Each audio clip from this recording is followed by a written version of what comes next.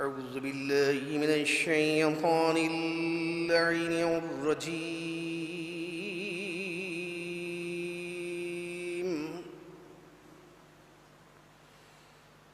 بسم الله الرحمن الرحيم.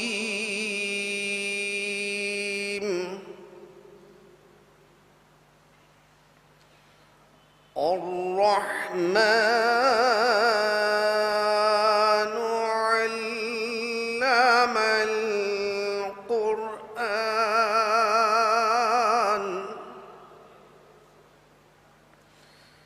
خلق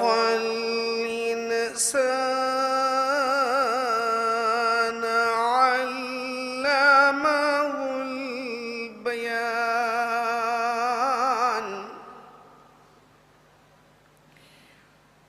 الشمس والقمر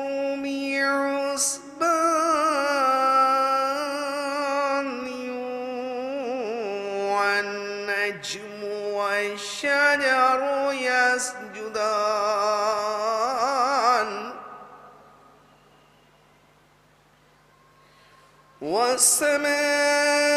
والسماء رفعها ووضع الميزان ألا تطغوا في الميزان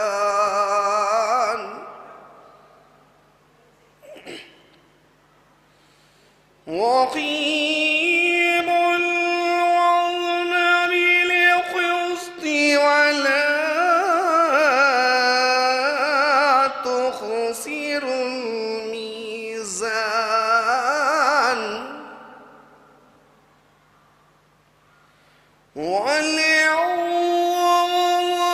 وليوضعها للأنام فيها فاكهة والنخل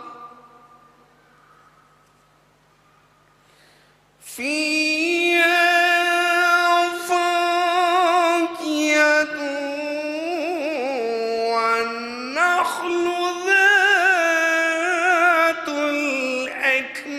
الأكمام ولحب ذو العصف والريحان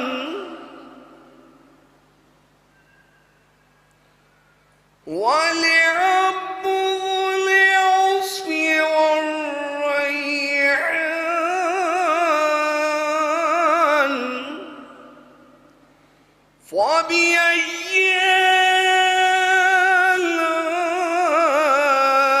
آلاء ربكما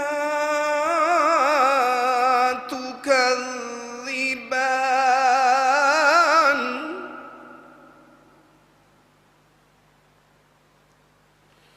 خلق الإنسان من صلصال كالفخار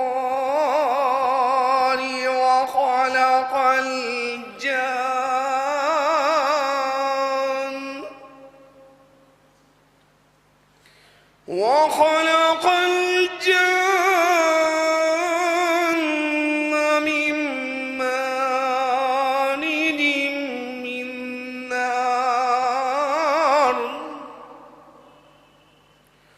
فبأي آلاء ربكما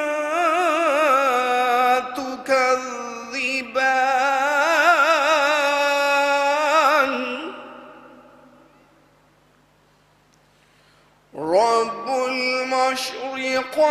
المشرقين ورب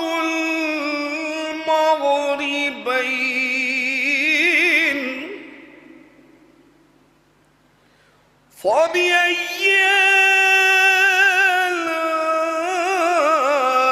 آلاء ربكما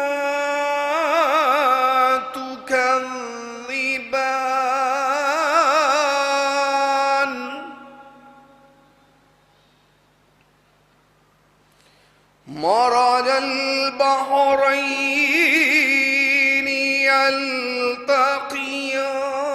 يلتقيان بينهما برزخ لا يبغيان فبأي آلاء ربكما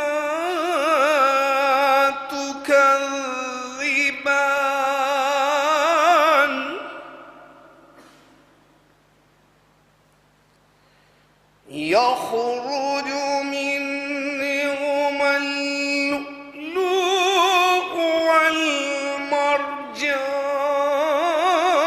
والمرجان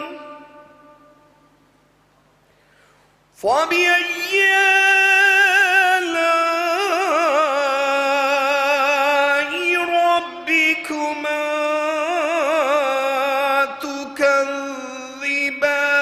تكذبان وله الجوار المنشآت في البحر كالأعلام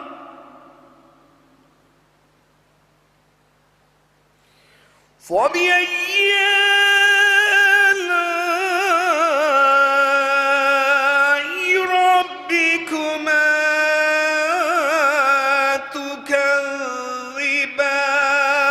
تكذبان كل من عليها فان ويبقى وجه ربك ذو الجلال والإكرام فبأي آلاء ربكما تكذبان يسأله من في السماوات والأرض كل يوم هو في شأن فبأي آلاء ربكما تكذبان سنفرغ لكم أيها الثقلان فبأي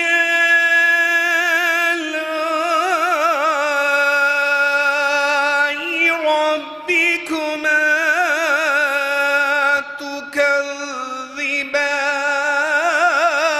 تكذبان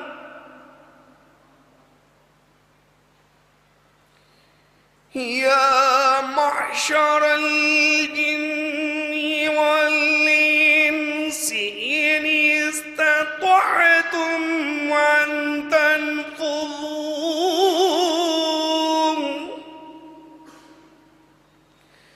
أن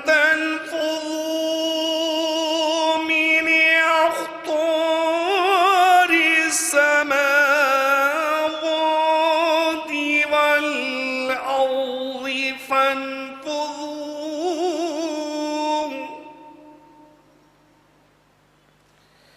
لا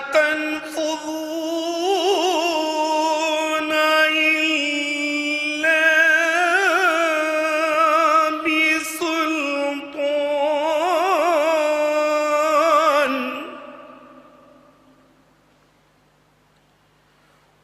فبأي آلاء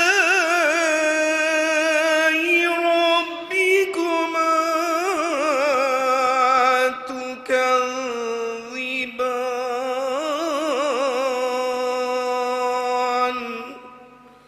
صدق الله العلي العظيم وصدق رسوله النبي الكريم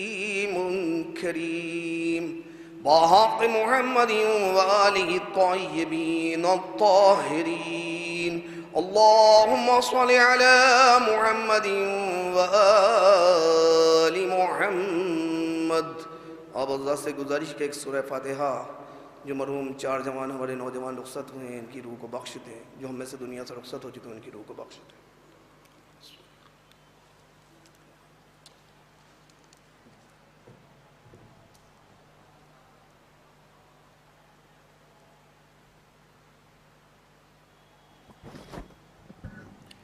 یہ تھے جناب دلور صاحب جو قرآن کریم کے فرائض انجام دے رہے تھے.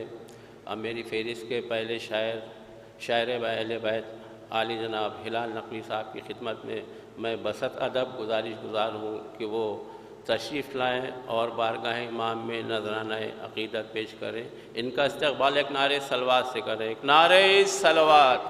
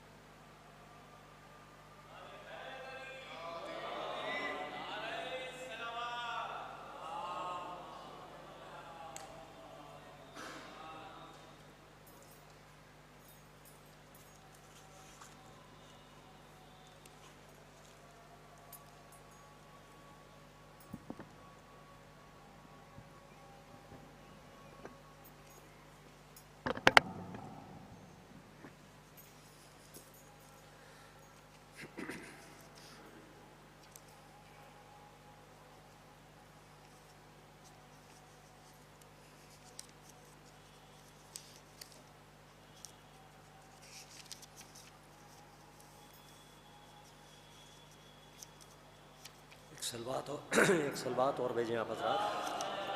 صلی علی محمد.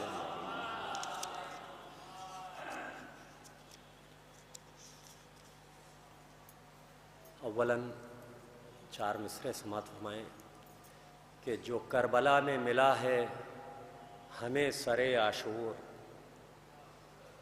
کہ جو کربلا میں ملا ہے ہمیں سر عاشور، وفا کا ایسا کہیں اور سلسلہ نہ ملا. کہ جو کربلا میں ملا ہے ہمیں سر عاشور، وفا کا ایسا کہیں اور سلسلہ نہ ملا. اور کھڑے تھے شانہ بشانہ حسین کے ساتھی، کہ کھڑے تھے شانہ بشانہ حسین کے ساتھی، ہوا کو بیچ سے جانے کا راستہ نہ ملا. کہ ہوا کو بیچ سے جانے کا راستہ نہ ملا. کہ جو کربلا میں ملا ہے ہمیں سر عاشور، جو کربلا میں ملا ہے ہمیں سر عاشور، وفا کا ایسا کہیں اور سلسلہ نہ ملا. اور کھڑے تھے شانہ بشانہ حسین کے ساتھی، ہوا کو بیچ سے جانے کا راستہ نہ ملا. اور شکریہ بہت بہت.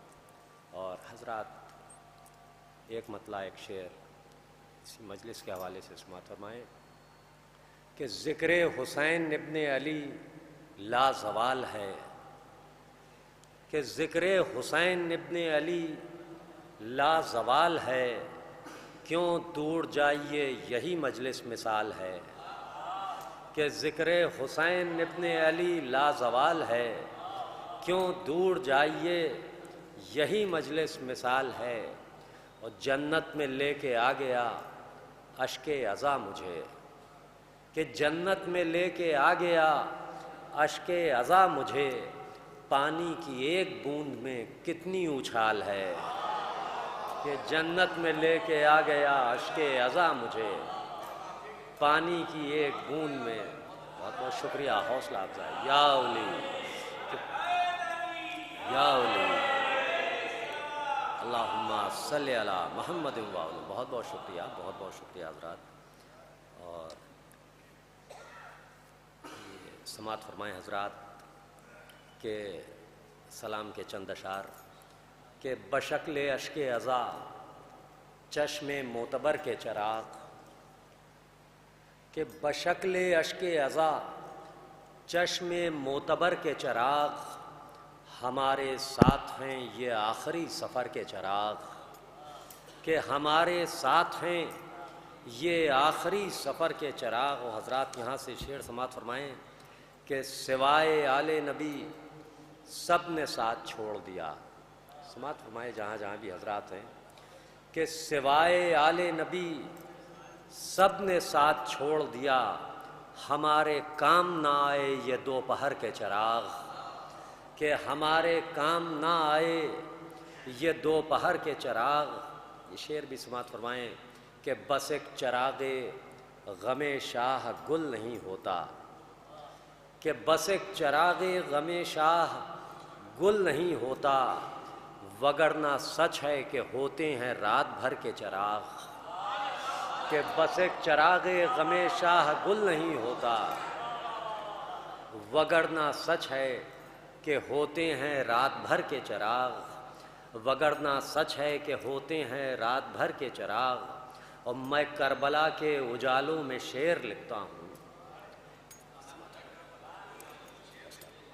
کہ میں کربلا کے اجالوں میں شعر لکھتا ہوں، میں کربلا کے اجالوں میں شعر لکھتا ہوں، مجھے قبول نہیں ہیں ادھر ادھر کے چراغ، کہ میں کربلا کے اجالوں میں شعر لکھتا ہوں، حوصلہ افزائی ذرا نوازی، کہ مجھے قبول نہیں ہیں ادھر ادھر کے چراغ، کہ مجھے قبول نہیں ہیں ادھر ادھر کے چراغ۔ و حضرات یہ شعر خاص طور سے سماعت فرمائیں کہ یزید تیرے مقام یہ تیرگی کیوں ہے، سماعت فرمائیں کہ یزید تیرے مقام یہ تیرگی کیوں ہے، یہ کون چھوڑ گیا ہے لویں قطر کے چراغ، کہ یزید تیرے مقام یہ تیرگی کیوں ہے، یہ کون چھوڑ گیا ہے لویں قطر کے چراغ۔ شعر بھی سماعت فرمائیں کہ ابھی بھی روضہ شبیر تیرے چار طرف، کہ ابھی بھی روضہ شبیر تیرے چار طرف، طواف کرتے ہیں عباس کی نظر کے چراغ، کہ طواف کرتے ہیں عباس کی نظر کے چراغ۔ و حضرات یہ شعر بھی سماعت فرمائیں، مبکی شعر ہے اور مقطع اور زحمتیں تمام، کہ نظر میں شام غریباں تھی پھر بھی آئے زینب، کہ نظر میں شام غریباں تھی پھر بھی آئے زینب، خدا کو سونپ دیے تو نے اپنے گھر کے چراغ، کہ خدا کو سونپ دیے تو نے اپنے گھر کے چراغ۔ مقطع سماعت فرمائیں کہ چمک رہے ہیں ستاروں کے ساتھ ساتھ ہلال، کہ چمک رہے ہیں ستاروں کے ساتھ ساتھ ہلال، در حسین پا ہم جیسے رہ گزر کے چراغ، کہ در حسین پا ہم جیسے، کہ چمک رہے ہیں ستاروں کے ساتھ ساتھ ہلال، چمک رہے ہیں ستاروں کے ساتھ ساتھ ہلال، در حسین پا ہم جیسے رہ گزر کے چراغ۔ شکریہ بہت بہت شکریہ۔ یہ تھے ہمارے برادران محترم عالی جناب شاعر اہل بیت عالی جناب ہلال نقوی صاحب۔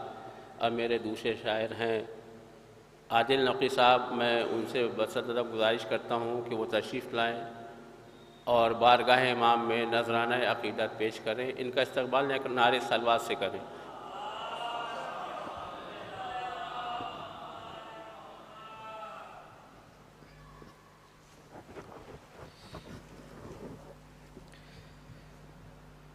ایک باوازِ بلند صلوات۔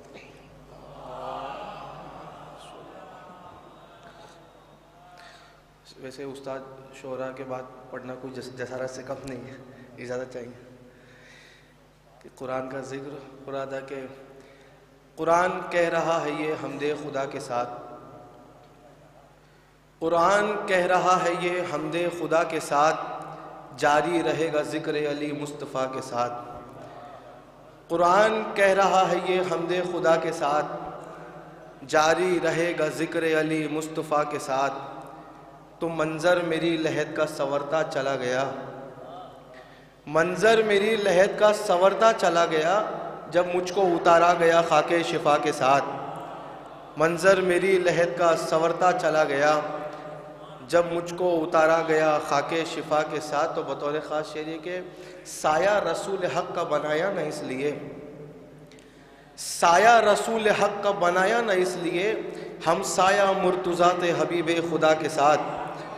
سایہ رسول حق کا بنایا نہ اس لیے، سایہ رسول حق کا بنایا نہ اس لیے، ہم سایہ مرتضات حبیب خدا کے ساتھ۔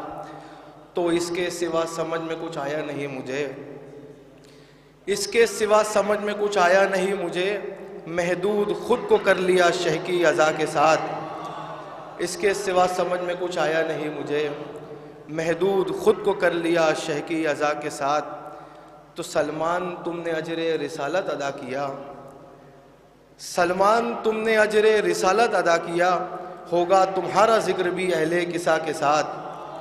سلمان تم نے اجر رسالت ادا کیا، ہوگا تمہارا ذکر بھی اہل کسا کے ساتھ۔ اور بطور خاص یہ شعر کے عقیدت کا شعر ہے، بطور خاص توجہ کہ جس راستے سے چل کے عریضہ پہنچ گیا، جس راستے سے چل کے عریضہ پہنچ گیا، جس راستے سے چل کے عریضہ پہنچ گیا، میں بھی تو کچھ قدم چلوں بہتی ہوا کے ساتھ۔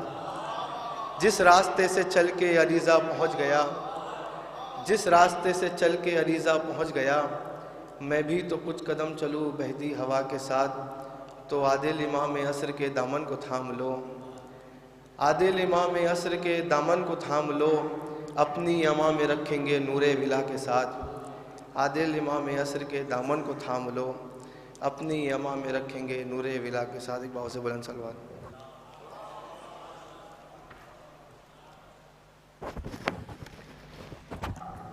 اب اس کے قبل میں تیسرے مداح اہل بیت کو دعوت دوں، ایک اعلان فرما لیں کہ کل چھوٹا امام باڑے میں شہزادے صاحب کی مجلس دیسے کی ہے، شب میں 7 بجے۔ اس مجلس کو حجت الاسلام والمسلمین علی جناب مولانا حسنین باقری صاحب خطاب فرمائیں گے۔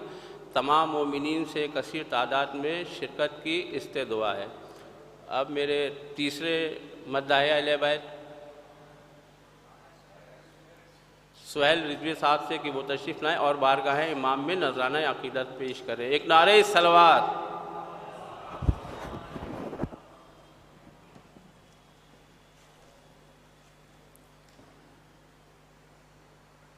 ایک درود پڑھے محمد و آل محمد پر۔ حضرت میں آخری امام کی شان میں 4 میں سے پیش کرتا ہوں۔ سماعت فرمائیں خاص طور سے کہ ہر شخص تیری دید کا امیدوار ہے، ہر شخص تیری دید کا امیدوار ہے، آنکھوں کا ایک ہجوم پس انتظار ہے، آنکھوں کا ایک ہجوم پس انتظار ہے کہ میں نے تو انتظار کو ایما بنا لیا۔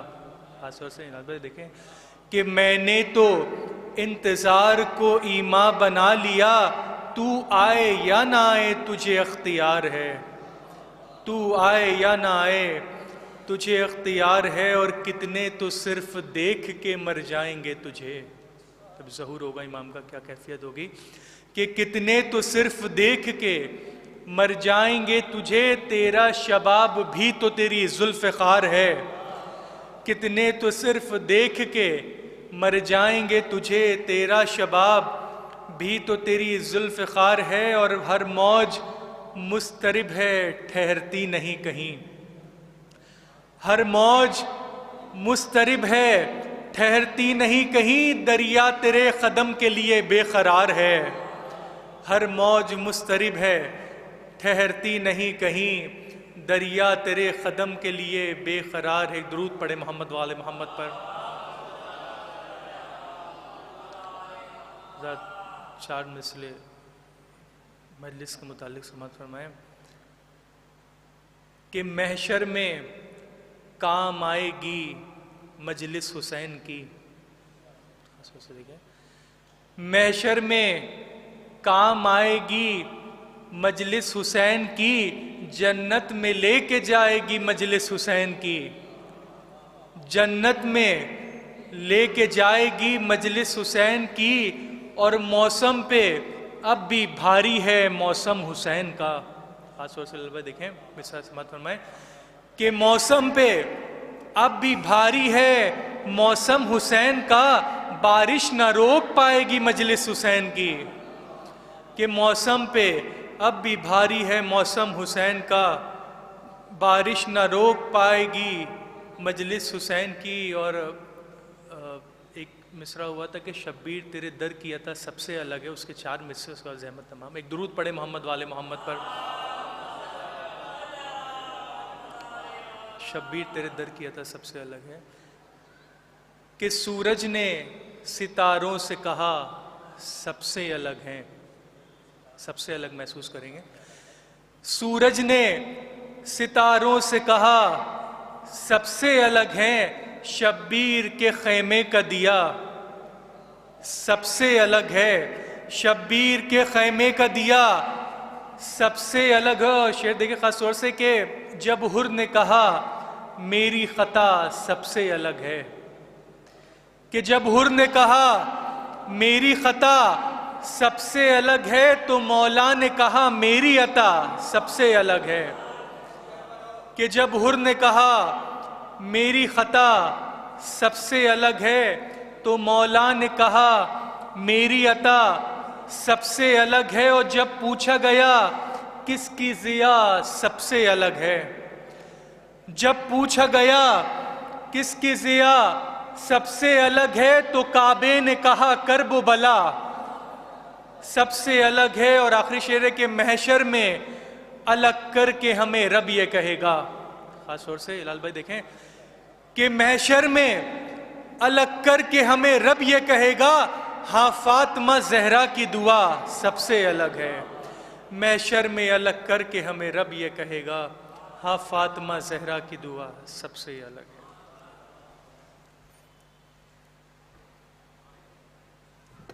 یہ تھے زہیر رضوی صاحب جو بارگاہ امام میں نذرانہ عقیدت پیش کر رہے تھے. اب میں گزارش گزاروں جناب عمران حیدر صاحب سے کہ وہ تشریف لائیں اور بارگاہ امام میں نذرانہ عقیدت پیش کریں. عمران حیدر صاحب, ایک نعرہ صلوات.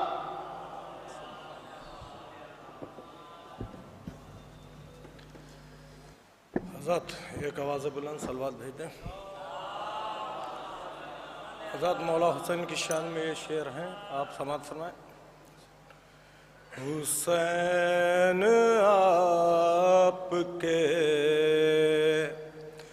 ساتھی کمال کے نکلے, حسین آپ کے ساتھی کمال کے نکلے. حسین موت کو حیرت میں ڈال کر نکلے. حسین موت کو حیرت میں ڈال کر نکلے. بھور سے دین کی کشتی نکال کے نکلے. بھور سے دین کی کشتی نکال کے نکلے. حسین آپ کے ساتھی کمال کے نکلے. حضرت شعر سماعت فرمائیں. پڑھی جو ولیوں کی تاریخ ہے ابو طالب, پڑھی جو ولیوں کی تاریخ ہے ابو طالب, اور مرید سب تیرے اہل و عیال کے نکلے، مرید سب تیرے اہل و عیال کے نکلے، حسین آپ کے ساتھی کمال کے نکلے۔ حضرت شعر دیکھیے گا کہ عجب مجاز کے قیدی تھے قید خانے میں، عجب مجاز کے قیدی تھے قید خانے میں، اور یزیدیت کا جنازہ نکال کے نکلے، یزیدیت کا جنازہ نکال کے نکلے، حسین آپ کے ساتھی کمال کے نکلے۔ حضرت شعر دیکھیں جناب، ارے فرات دیکھ لے توہین اپنے پانی کی، فرات دیکھ لے توہین اپنے پانی کی، اور ہمارے گھوڑے تلک منہ نہ ڈال کے نکلے، ہمارے گھوڑے تلک منہ نہ ڈال کے نکلے،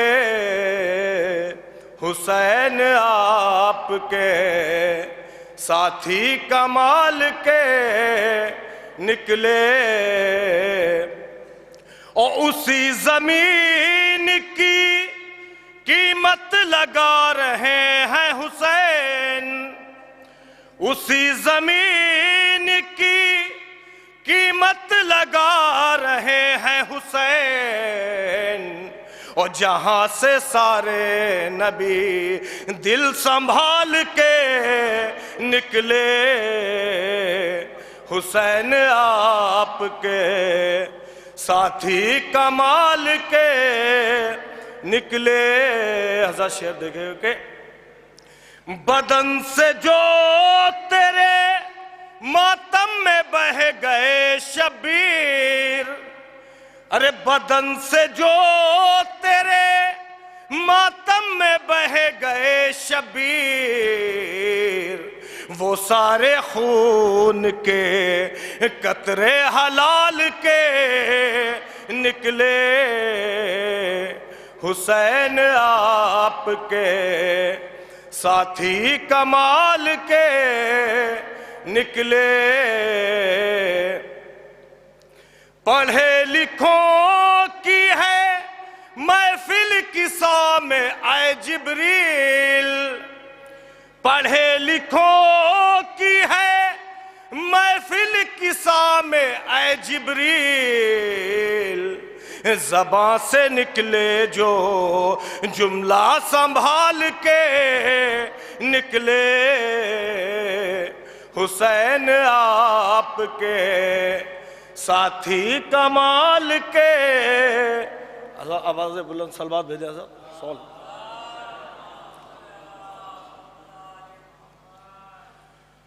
حسین آپ کے ساتھی کمال کے نکلے،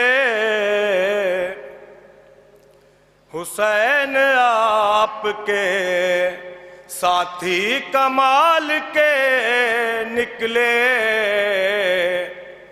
حسین آپ کے ساتھی کمال کے نکلے، اور ہتھیلیوں پہ لیے پھر رہے ہیں سر پیاسے،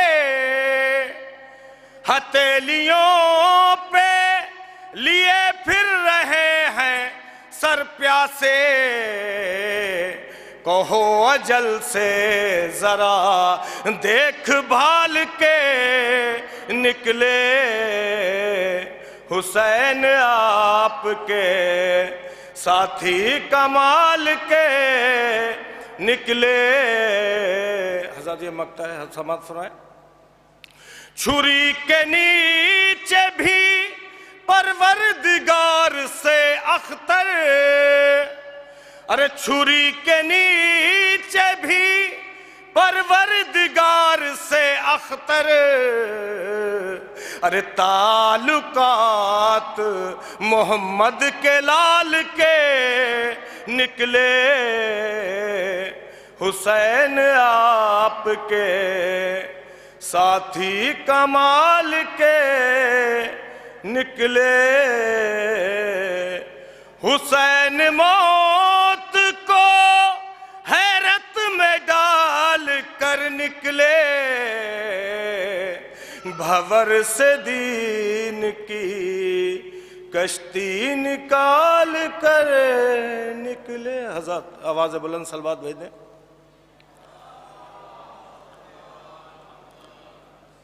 حضرت یہ دو مولا کائنات کے شان میں ہے فرمائشی. مومنوں کو مبارک علی آ گئے, جب علی آ گئے زندگی آ گئی.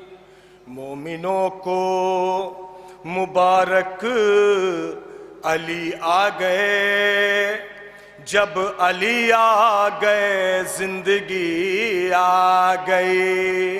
اور زندگی بندگی روشنی آ گئی, روشنی آ گئی آ گئی آ گئی.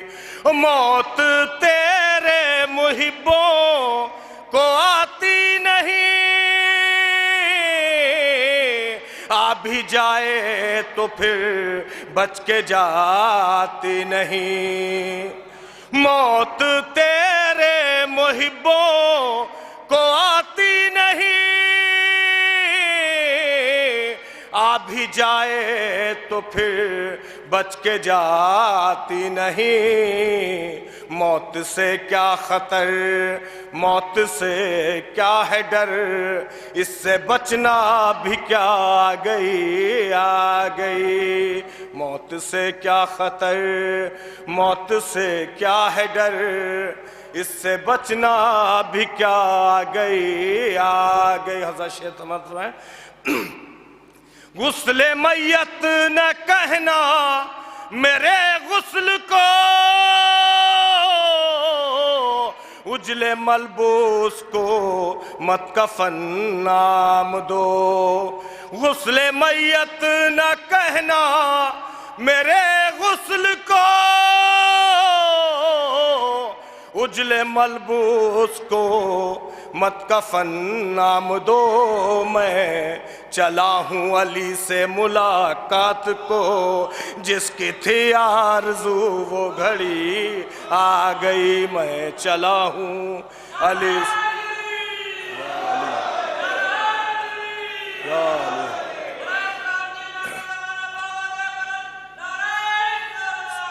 اللہم صلی اللہ محمد علی محمد. غسل میت نہ کہنا میرے غسل کو, اجلے ملبوس کو مت کفن نام دو. میں چلا ہوں علی سے ملاقات کو, جس کی تھی آرزو وہ گھڑی آ گئی. میں چلا ہوں علی سے ملاقات کو, جس کی تھی آرزو وہ گھڑی آ گئی. اور جس کا مولا تھا میں اس کا مولا علی, جب نبی نے کہا دین کامل ہوا. جس کا مولا تھا میں اس کا مولا علی, جب نبی نے کہا دین کامل ہوا. مرحبا مصطفیٰ رب بھی راضی ہوا, وہ جو آنا تھی آیت وہی آ گئی. مرحبا یا علی, علی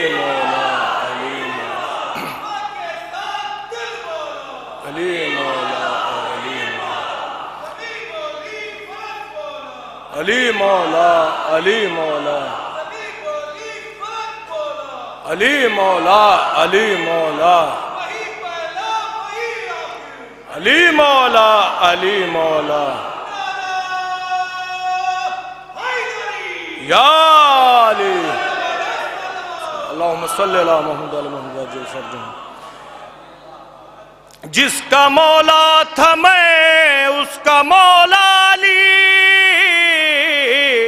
جب نبی نے کہا دن کامل ہوا، مرحبا مصطفیٰ رب بھی راضی ہوا، وہ جو آنا تھی آیت وہی آ گئی. مرحبا مصطفیٰ رب بھی راضی ہوا، وہ جو آنا تھی آیت وہی آ گئی. شعر دیکھیے گا کیا؟ جبرائیل اور کمبر کا کیا منحصر، در تیرا چھوڑ کر کوئی جاتا نہیں. جبرائیل اور کمبر کا کیا منحصر، در تیرا چھوڑ کر کوئی جاتا نہیں. جو غلامی کا تیری مزہ پا گیا، راس جس کو تیری نوکری آ گئی. جو غلامی کا تیری مزہ پا گیا، راس جس کو تیری نوکری آ گئی. اور تیری مسنت پہ غیروں کو بٹھلا دیا، نائب مصطفیٰ مظہر کبریا. تیری مسنت پہ غیروں کو بٹھلا دیا، نائب مصطفیٰ مظہر کبریا. تو علی و وسیع و علی ہی رہا، منزلت میں تیری کیا کمی آ گئی. تو علی و وسیع و علی ہی رہا، منزلت میں تیری کیا کمی آ گئی. حضرات یہ مقطع ہے، سماعت فرمائیں. عشق جب تک نہ ہو شعر ہوتا نہیں، مجھ میں کب اہلیت تھی تیری مدح کی. عشق جب تک نہ ہو شعر ہوتا نہیں، مجھ میں کب اہلیت تھی تیری مدح کی. میرے مولا میں قرباں تیرے عشق کے، سبط جعفر کو بھی شاعری آ گئی. مومنوں کو مبارک علی آ گئے. حضرات آواز بلند صلی.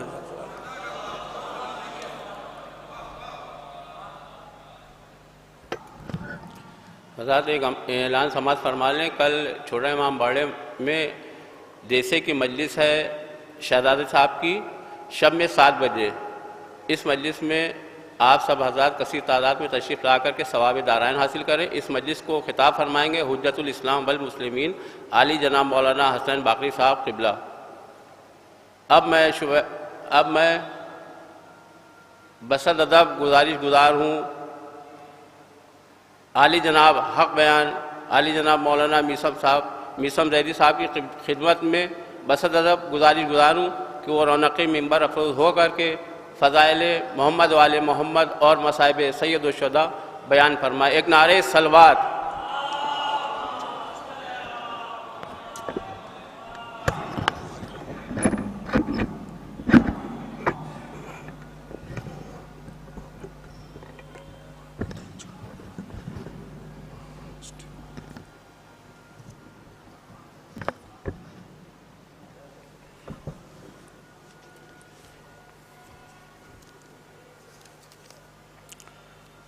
حضرات ایک مرتبہ سورہ حامد اور 3 مرتبہ سورہ اخلاص کی تلاوت فرما کر محمد حسن ابن ضیاء الحسن، عامر رضا ابن ناصر رضا اور شبیح حیدر ابن رئیس حیدر اور انیس خان ابن اعجاز خان کے نام پر۔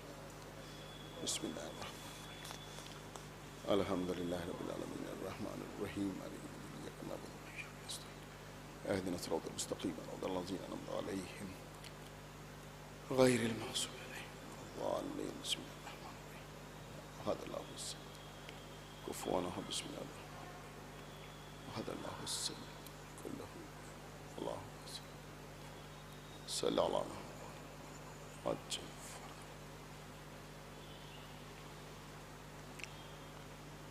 فاتحہ۔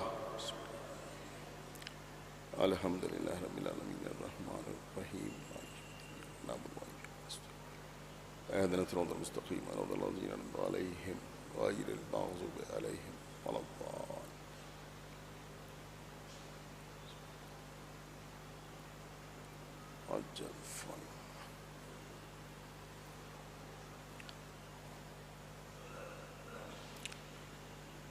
اعوذ باللہ السمیع العلی العظیم من الشیطان اللعین الرجیم۔ بسم اللہ الرحمن الرحیم۔ الحمد للہ الذی هدانا لهذا وما كنا لنهتدي لولا أن هدانا الله لقد جاءت رسل ربنا بالحق الصلاة والسلام على صاحب الدين والإسلام والحل والحرام والرکن والمقام والصلاة والصیام والسجود والقیام والشریعة والاحکام والحجة والبرہان والمحبت والعرفان والحق والبیان والکتاب والقرآن سیدنا ونبینا وشفیعنا ومولانا ومولا الثقلین جد الحسن والحسین ابی القاسم محمد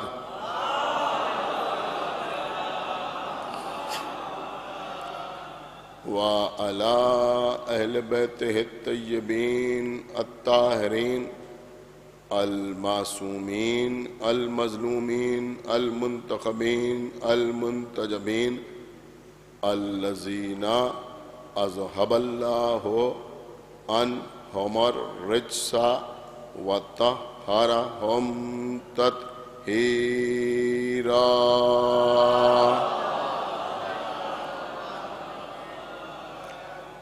وَلَعْنَةُ اللَّهِ عَلَىٰ أَعْدَائِهِمْ وَقَتَلَتِهِمْ وَغَاصِبِي حُقُوقِهِمْ وَمُنْكِرِي فَضَائِلِهِمْ وَمَصَائِبِهِمْ أَجْمَعِينَ مِنَ الْآنِ إِلَىٰ يَوْمِ الدِّينِ۔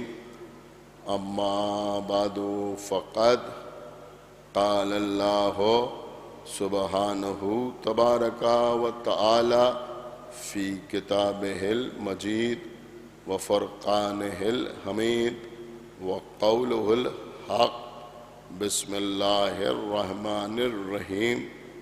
وبشر الصابرین الذین اذا اصابتہم مصیبۃ قالوا انا للہ وانا الیہ راجعون۔ صلوات محمد۔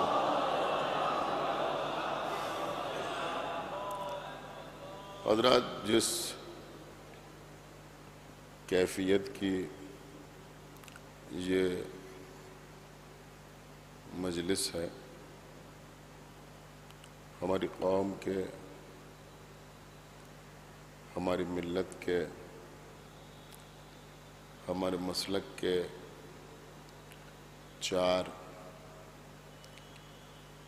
نوجوان ایک ساتھ ایک حادثے میں جاں بحق ہو گئے، لہذا اس بات کو پیش نظر رکھتے ہوئے میں نے آپ کے سامنے سورہ بقرہ کی جس آیت کی تلاوت کا شرف حاصل کیا ہے اس میں ارشاد اقدس الہی ہو رہا ہے کہ بشارت دے دو ان صابرین کو جن پر جب کوئی مصیبت پڑتی ہے تو وہ کہتے ہیں انا للہ و انا الیہ راجعون۔ آپ حضرات بھی جب کسی کے انتقال کی خبر سنتے ہیں تو سب سے پہلے یہی فقرہ یا یوں کہا جائے کہ قرآن مجید کی آیت کا یہ حصہ آپ کی زبان پر جاری ہوتا ہے، انا للہ و انا الیہ راجعون۔ بظاہر ایسا معلوم ہوتا ہے کہ اگر اس آیت کی تلاوت کی جائے گی تو اس کے ذیل میں چند فقرے مصائب کے پڑھے جا سکتے ہیں، اس کے علاوہ کسی اور بات کی کوئی گنجائش نہیں۔ میں بھی آپ کے سامنے مصائب ہی پڑھنا چاہتا ہوں، لیکن کیونکہ مجلس کے دو اجزاء ہیں، فضائل اور مصائب، اور فضائل بھی اس لیے پڑھے جاتے ہیں کہ لوگوں کی سمجھ میں آئے کہ جن پر کربلا میں اتنی مصیبتیں ڈالی گئیں وہ معمولی لوگ نہیں تھے، وہ عام افراد نہیں تھے، ان کا مرتبہ کیا تھا، ان کا رتبہ کیا تھا، ان کی منزل کیا تھی۔ عزیزوں، اول میں آپ کی خدمت میں یہ عرض کروں کہ اس آیت کا جو نہج ہے، جو لہجہ ہے، جو انداز، وہ خود ایک خاص مسئلے کی طرف اشارہ کر رہا ہے۔ لہجہ یہ ہے کہ بشارت دے دو ان صابرین کو جن پر جب کوئی مصیبت پڑتی ہے تو وہ کہتے ہیں انا للہ و انا الیہ راجعون۔ کیا یہ انداز خود اس بات کی طرف اشارہ نہیں کرتا کہ آیت کے نازل ہونے سے پہلے بھی کسی نے کہا اور مصیبت پڑنے پر کہا، صبر کرتے ہوئے کہا انا للہ و انا الیہ راجعون، اور جب کسی نے کہا تو اللہ نے اس کے فقرے کو قرآن کا جز بنا دیا۔ اب عزیزو، شیعہ اور غیر شیعہ اکثر مفسرین نے یہ بات تحریر کی ہے، دیکھیں میں پڑھ کے پڑھتا ہوں، یہ بات تحریر کی ہے کہ سب سے پہلے مولا متقیان غالب کل غالب حضرت علی بن ابی طالب علیہ السلام نے اپنی زبان اقدس پر یہ فقرہ جاری کیا، انا للہ و انا الیہ راجعون۔ سمجھدار حضرات بیٹھے ہوئے ہیں، اتنے کیمرے لگے ہوئے ہیں، بات دور تک جا رہی ہے۔ شیعہ اور غیر شیعہ میں، اور غیر شیعہ یعنی اہل سنت مفسرین میں دو اہم ترین نام ہیں، ایک کا نام ہے سالبی اور دوسرے کا نام ہے نقاش۔ ان دونوں نے تحریر کیا ہے، اور جو شیعہ مفسرین ہیں انہوں نے کثرت سے تحریر کیا ہے۔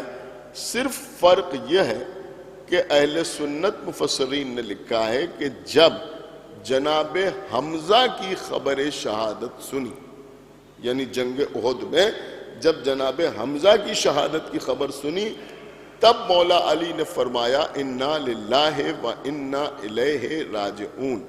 اور شیعہ مفسرین نے لکھا کہ جب جنگ موتا میں جناب جعفر طیار کی خبر شہادت سنی، دیکھیے آپ سن رہے ہیں، تب مولا علی نے فرمایا انا للہ و انا الیہ راجعون. لیکن اس بات پر دونوں متفق ہیں کہ پہلے مولا علی نے کہا، اور جب ہمارے مولا نے کہا تو اللہ نے علی کے اس فقرے کو اپنے کلام کا جز بنایا. تو ایک صلوات پڑھے پر محمد و آلہ محمد.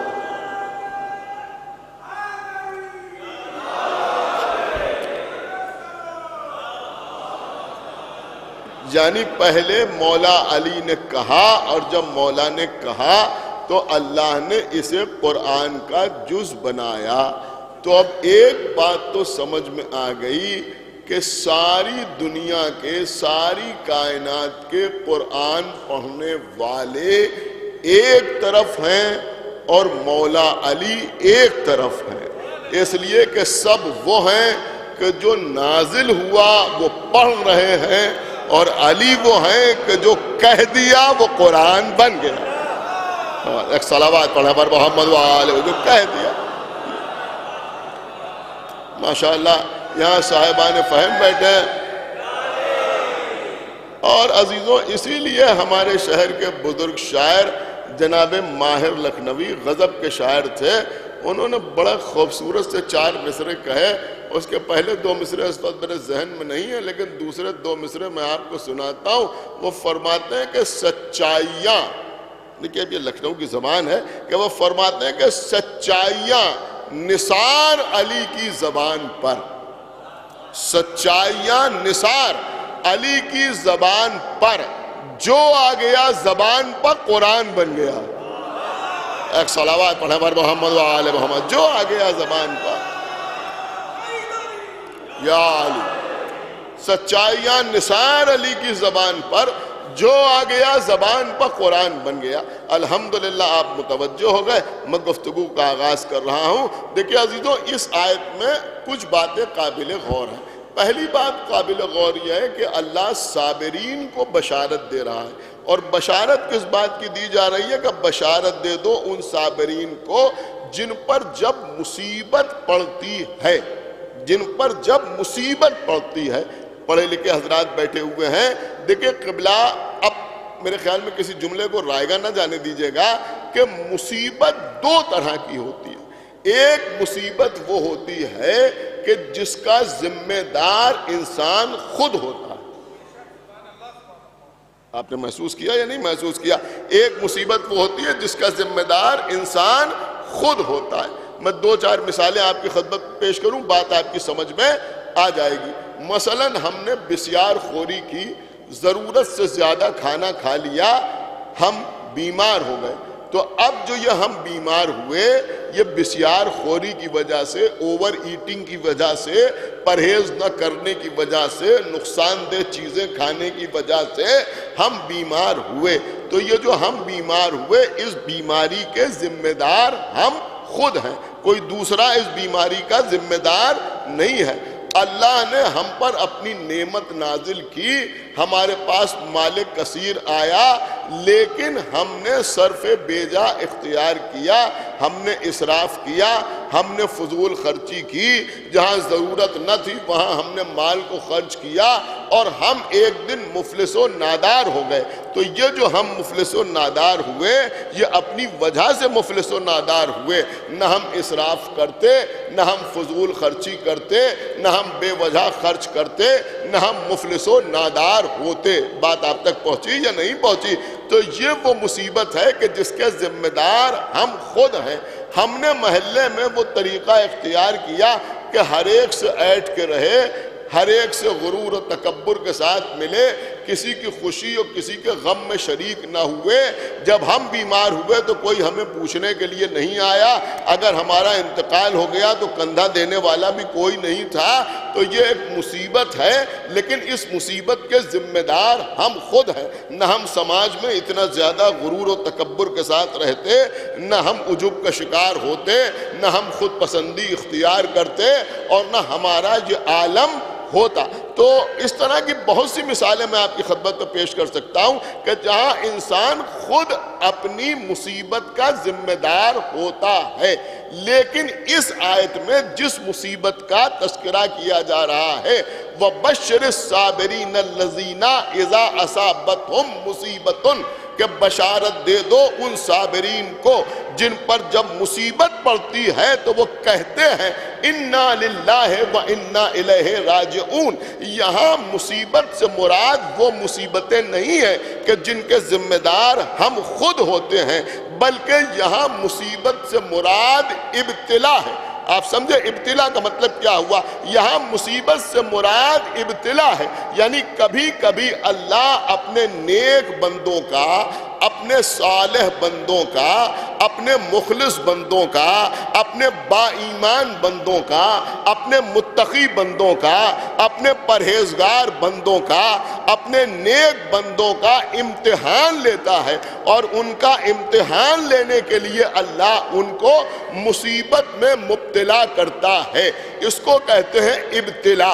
کیا سن رہے ہیں آپ؟ اسے کہتے ہیں ابتلا۔ تو اب جب وہ لوگ جن پر جب مصیبت پڑتی ہے تو وہ امتحان کی صورت میں ہوتی ہے، تو وہ ان مصیبتوں پر کوئی کلمہ کفر اپنی زبان پہ جاری نہیں کرتے، بلکہ یہ کہتے ہیں کہ اِنَّا لِلَّهِ وَإِنَّا إِلَيْهِ راجعون، یعنی صبر کرتے ہیں تو اللہ ان کو بشارت دے رہا ہے۔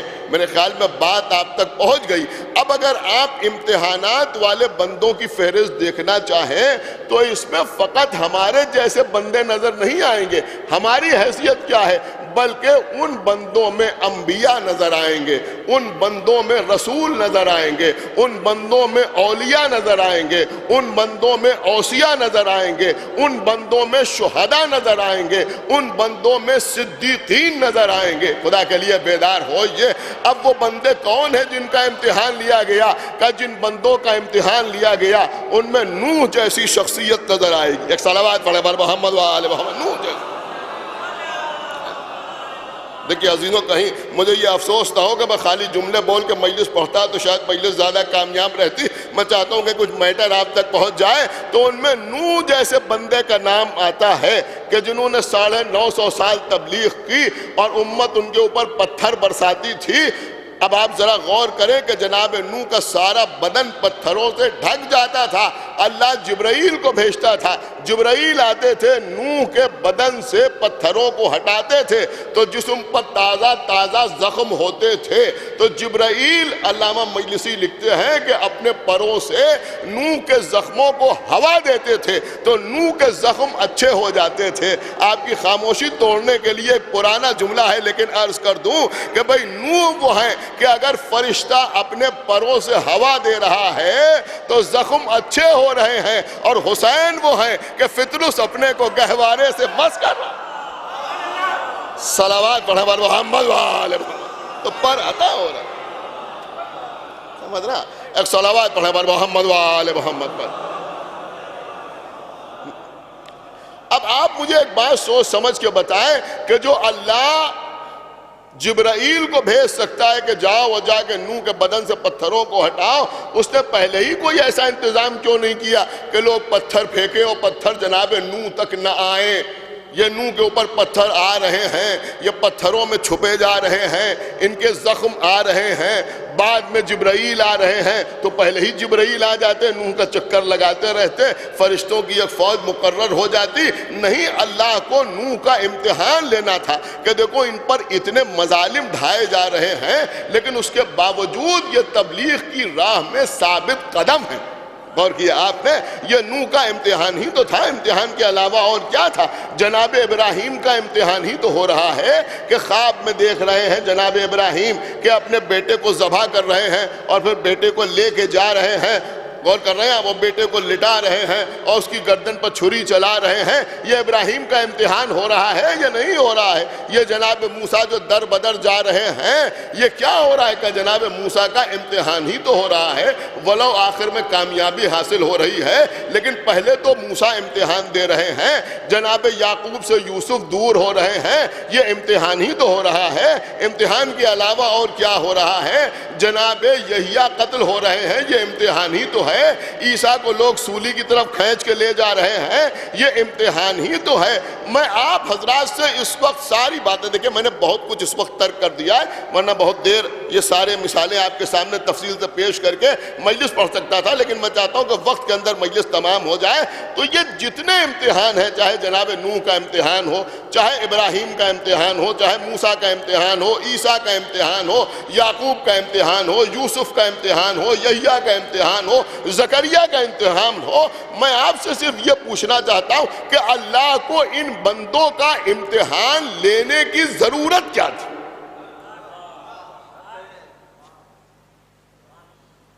دیکھیں، شاید کبھی آپ نے یہ رخ ملاحظہ نہ فرمایا، آپ مجھے بتائیے کہ اللہ کو ان بندوں کا امتحان لینے کی ضرورت کیا تھی؟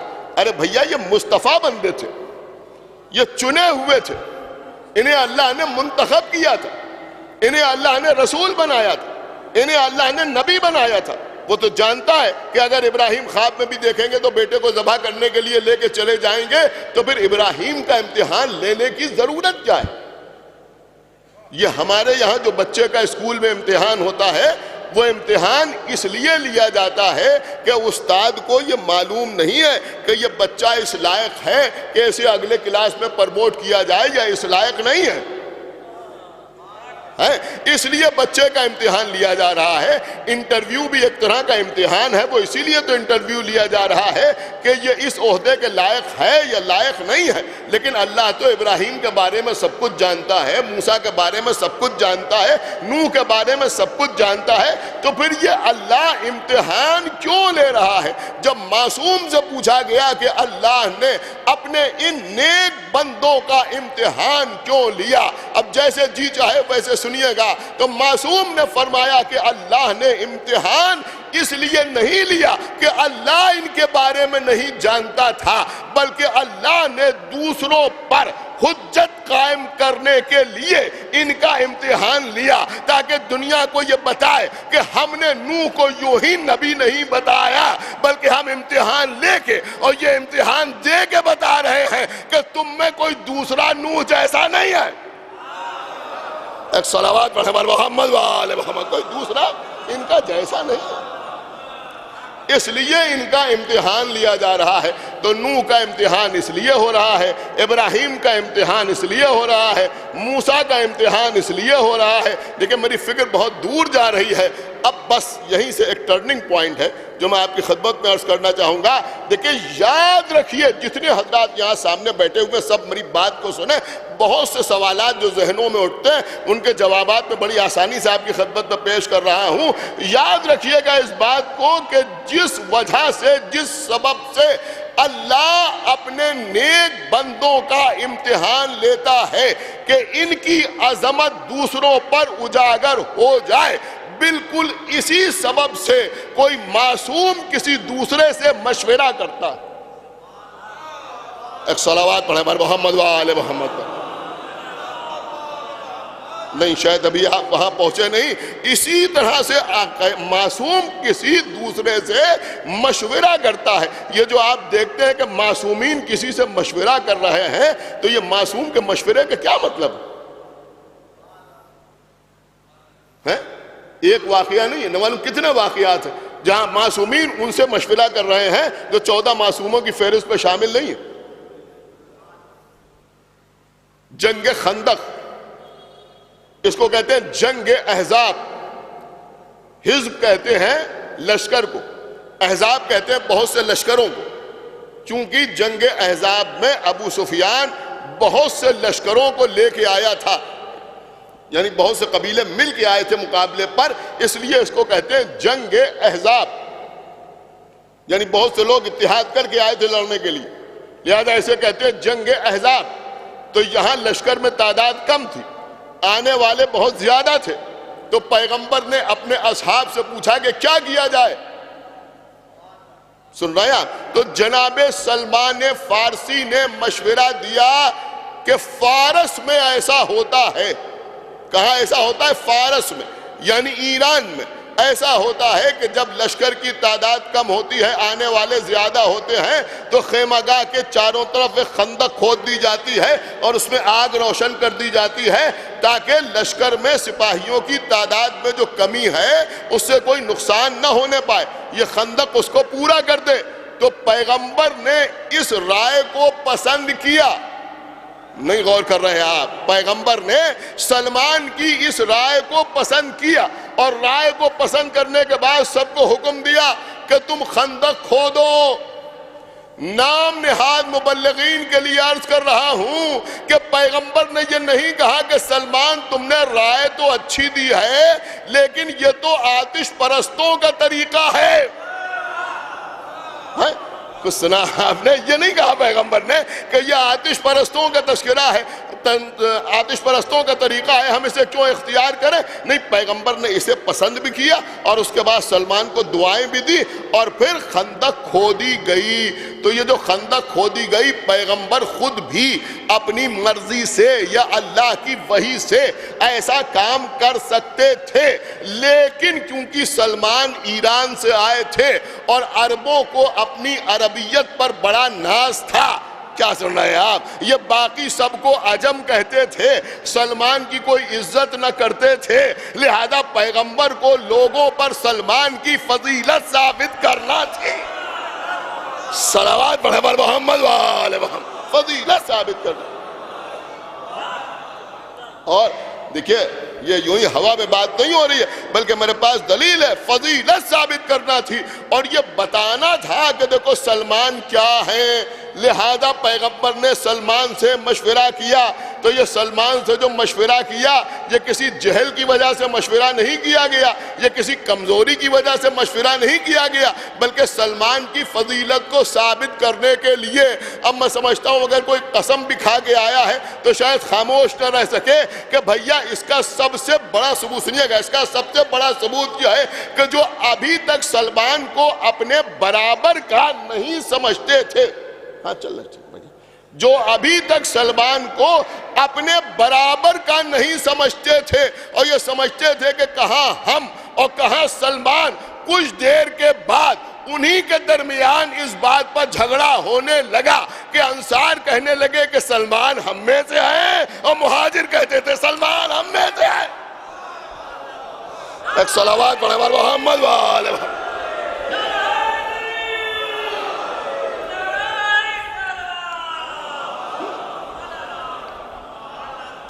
اور پھر پیغمبر اسلام نے فرمایا کہ نہیں، سلمان منا اہل البیت، کہ سلمان ہم اہل بیت میں سے ہیں۔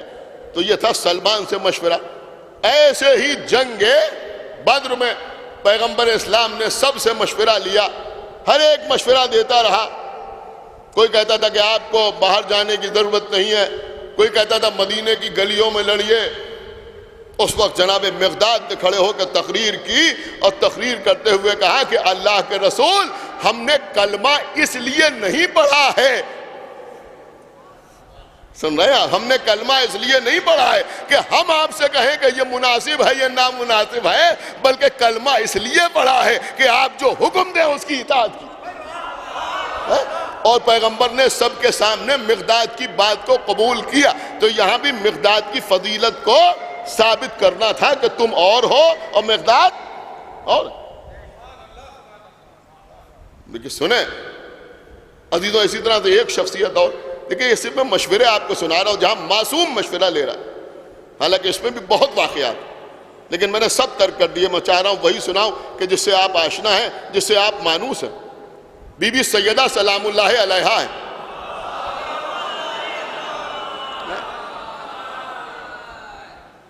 زندگی کے آخری لمحات جناب اسما بنت عمیس سامنے بیٹھی ہوئی ہیں، اور بی بی سیدہ جناب اسما سے کہہ رہی ہیں، اسما جس طرح سے یہاں عورتوں کا جنازہ اٹھتا ہے وہ طریقہ مجھے پسند نہیں، اس لیے کہ اس میں عورت کا جسم نمایاں رہتا ہے۔ جناب اسما نے کہا کہ میں نے حبش میں دیکھا تھا۔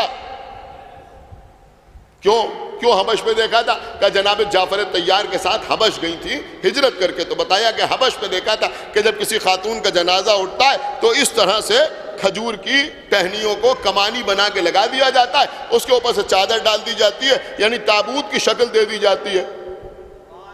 اب میرے خیال میں آپ متوجہ نہیں ہیں، لیکن ان مرحومین کی ارواح کے ایصال ثواب کے لیے جملہ عرض کر رہا ہوں کہ جس بیوی کے بچوں کے لیے جنت سے کپڑے آ سکتے ہیں، کیا اس بیوی کے حجاب کے لیے جنت سے تابوت نہیں آ سکتا؟ آپ بتائیے، آ سکتا ہے یا نہیں آ سکتا؟ لیکن بی بی نے وہاں سے تابوت نہیں منگایا، بلکہ اسما سے کہا کہ اسما ذرا نمونہ بنا کے دکھاؤ۔ اسما نے نمونہ بنا کے دکھایا۔ یہ بی بی نے اسما سے نمونہ نہیں بتایا، بلکہ آپ کے لیے شبیہ تابوت بنانے کا جواز پیش کر دیا۔ سمجھنا، جواز پیش کر دیا۔ اسما نے تابوت کا نمونہ بنا کے دکھایا۔ بی بی نے کہا جیسے تم نے میرے پردے کا خیال رکھا، اللہ تمہارے پردے کا خیال رکھے۔ یہاں بھی مشورہ صرف اسی لیے ہے کہ لوگوں کی سمجھ میں آ جائے کہ اسما کا مرتبہ کیا ہے۔ اب تھوڑا سا اور آگے بڑھیے، بس آپ کو جتنا بور ہونا تو ہو چکے۔ مولا متقیان چلے جا رہے ہیں۔ ایک جگہ پر علی نے دیکھا کہ وادی نمل، جیسے جناب سلیمان نے دیکھا تھا، چیٹیاں ہی چیٹیاں، یہاں سے وہاں تک پوری وادی سیاہ ہو رہی۔ سلمان فارسی ساتھ ساتھ ہیں۔ سلمان نے چیٹیوں کو دیکھا اور اس کے بعد کہا کہ ساری حمد اس اللہ کے لیے ہے جو ان چیٹیوں کا خالق ہے، جو ان چیٹیوں کا خالق ہے۔ جیسے یہ کہا کہ ساری حمد اس کے لیے ہے جو ان چیٹیوں کا خالق ہے، مولا علی نے کہا سلمان یہ نہ کہو، نہیں بلکہ سلمان نے کہا کہ ساری حمد اس کے لیے ہے جو ان چیٹیوں کی تعداد جانتا ہے۔ معاف کیجیے گا مجھے، تو مولا علی نے فرمایا کہ سلمان یہ نہ کہو، بلکہ یہ کہو کہ ساری حمد اس اللہ کے لیے ہے جو ان چیٹیوں کا خالق ہے۔ سلمان سمجھ گئے کہ یا علی کہ آپ ان چیٹیوں کی تعداد جانتے ہیں؟ اللہ اکبر! اگر آپ جملہ محسوس کر سکیں تو میں عرض کروں کہ سلمان جیسا معرفت رکھنے والا بھی علی کی منقبت کو اللہ کی حمد سمجھ بیٹھا۔ کیا آپ ان چیٹیوں کی تعداد جانتے ہیں؟ تو میرے مولا نے فرمایا میں خالی چیٹیوں کی تعداد نہیں جانتا، میں یہ بھی جانتا ہوں کہ ان میں نر کتنے ہیں اور مادہ کتنے ہیں۔ میں یہ بھی جانتا ہوں کہ ان میں داہنی جانب کتنے جا رہے ہیں اور بائیں جانب کتنے جا رہے ہیں، اور میں یہ بھی جانتا ہوں کہ ان میں کتنوں کو رزق مل چکا ہے اور کون تلاش رزق میں جا رہے ہیں۔ اللہ اکبر! اب آپ مجھے بتائیں یہ واقعہ آپ نے سنا یا نہیں سنا ہے؟ تو جناب سلمان فارسی نے کہا کہ اللہ کے ولی آپ یہ بتائیں کہ آپ نے یہ سب کچھ فرمایا، لیکن بالکل اسی طرح کا واقعہ سلیمان کا بھی ہے کہ جہاں قرآن آواز دے رہا ہے کہ سلیمان ایسی وادی سے نکلے تو انہوں نے سنا کہ چیٹیوں کا سردار کہہ رہا تھا کہ تم اپنے اپنے بلوں میں چلی جاؤ، اس لیے کہیں ایسا نہ ہو کہ سلیمان اور اس کا لشکر آئے اور تم کچل جاؤ۔ تو یا علی ہم بھی جاننا چاہتے ہیں کہ اس وقت ان کا سردار کیا کہہ رہا ہے، ہماری جان قربان۔ دیکھیں مولا علی کے فضائل سننے کے لیے کلیجہ چاہیے۔ علی نے سلمان کے چہرے پر ہاتھ پھیرا، علی نے سلمان کے چہرے پر ہاتھ پھیرا، میں کہوں گا خالی ہاتھ نہیں پھیرا بلکہ ایک لمحے میں ید اللہ نے سلمان کو سلیمان بنا دیا۔ ایک لمحے میں ید اللہ نے سلمان کو سلیمان بنا دیا۔ اب سلمان نے سنا کہ چیٹیاں کیا کہہ رہی ہیں، اب وہاں سلیمان یہ سن رہے تھے کہ ان کا سردار کہہ رہا ہے کہ تم اپنے اپنے بلوں میں چلی جاؤ، اس لیے کہ سلیمان کا لشکر آ رہا ہے۔ یہاں سلمان نے سنا کہ ان چیٹیوں کا سردار کہہ رہا ہے کہ جو بلوں میں ہے وہ بھی باہر آ جائیں، اس لیے کہ اس کی سواری گزر رہی ہے جس کے چہرے کو دیکھنا عبادت ہے، اس کے چہرے کو دیکھنا ہے بات۔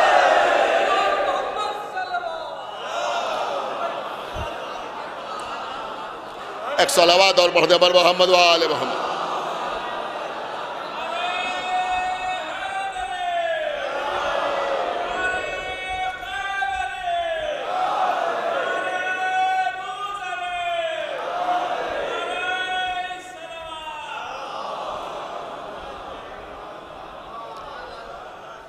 یہی ہمارے مولا ہیں. جنگ صفین ہو رہی ہے لیلۃ الحریر، جس میں رات بھر میرے مولا نے تلوار چلا. مالک اشتر ساتھ ساتھ ہے. کوئی علی تک کیا پہنچے گا؟ مولا علی جب کسی کو قتل کرتے تھے تو ایک بار نعرہ تکبیر بلند کرتے تھے. مورخ نے ایک جملہ لکھا ہے مولا علی کے لیے،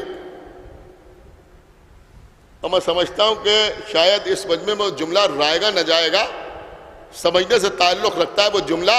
مورخ لکھتا ہے کہ علی کی ہر جنگ میں شان یہ ہوتی تھی کہ علی جتنے وار کرتے تھے کم سے کم اتنے لوگ قتل ضرور ہوتے تھے.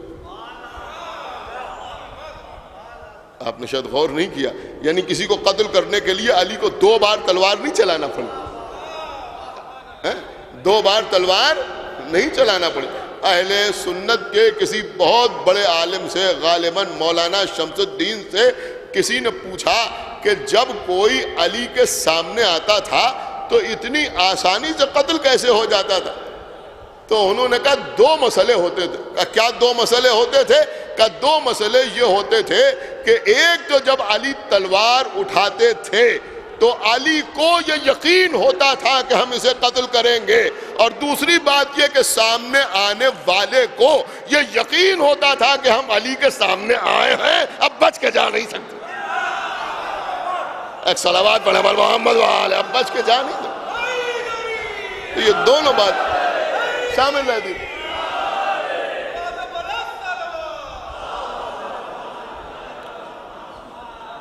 تو مالک اشتر بھی تلوار چلا رہے ہیں اور مولا علی بھی تلوار چلا رہے ہیں. مالک اشتر کی ذہانت کا عالم یہ ہے کہ لوگوں کو قتل کرتے جا رہے ہیں اور علی کی تکبیریں بھی گنتے جا رہے ہیں. صبح ہوئی تو مولا علی سے کہنے لگے کہ اگر ایک آدمی کو اور قتل کر دیتا تو تعداد آپ کے برابر ہو جاتی. یہ سب سنی ہوئی آپ کی باتیں ہیں، میں کسی وجہ سے عرض کر رہا ہوں، جو موضوع چل رہا ہے وہی ہے. تو میرے مولا نے فرمایا کہ مالک تمہارے سامنے تو جو آیا تم نے اسے قتل کر دیا، لیکن جب میری تلوار چلتی ہے تو قیامت تک کی نسلیں دیکھ کے چلتی کہ اس کی نسل میں کوئی مومن تو پیدا ہونے والا نہیں ہے. اب آپ بتائیے جن کی تلوار نسلیں دیکھ کے چلی، جو چیٹیوں کی تعداد بتا رہے ہیں، جو بتا رہے ہیں ان میں نر کتنے ہیں مادہ کتنے ہیں، جو بتا رہے ہیں کہ ان میں کتنوں کو رزق مل چکا ہے اور کتنوں کو رزق نہیں مل چکا ہے، وہ علی جناب عقیل سے کہہ رہے ہیں کہ بھیا عقیل کسی ایسے بہادر خاندان میں میری شادی کرا. کچھ آپ نے غور کیا یہ جناب عقیل سے مشورہ کیوں کیا جا رہا ہے؟ یہ اتنی دیر کی محنت اسی لیے تھی کہ دنیا کی سمجھ میں آ جائے کہ جب اللہ کسی کا امتحان لیتا ہے تو امتحان کا مقصد یہ نہیں ہوتا کہ اللہ کو معلوم نہیں ہے کہ یہ بندہ کیسا ہے. جب معصوم کسی سے مشورہ کرتا ہے تو مطلب یہ نہیں ہوتا کہ معصوم کو خود نہیں معلوم ہے لہذا اس سے مشورہ کر رہا ہے، بلکہ مقصد یہ ہوتا ہے کہ دوسروں پر اس کی فضیلت کو ظاہر کر دیا جائے. تو یہ مولا علی جو عقیل سے مشورہ کر رہے ہیں اس کا مقصد بھی یہ ہے کہ دنیا کی سمجھ میں آ جائے کہ ابو طالب کی اولاد کی فضیلت کیا ہے. صلوات پڑھے بر محمد وآلہ محمد. فضیلت کیا ہے؟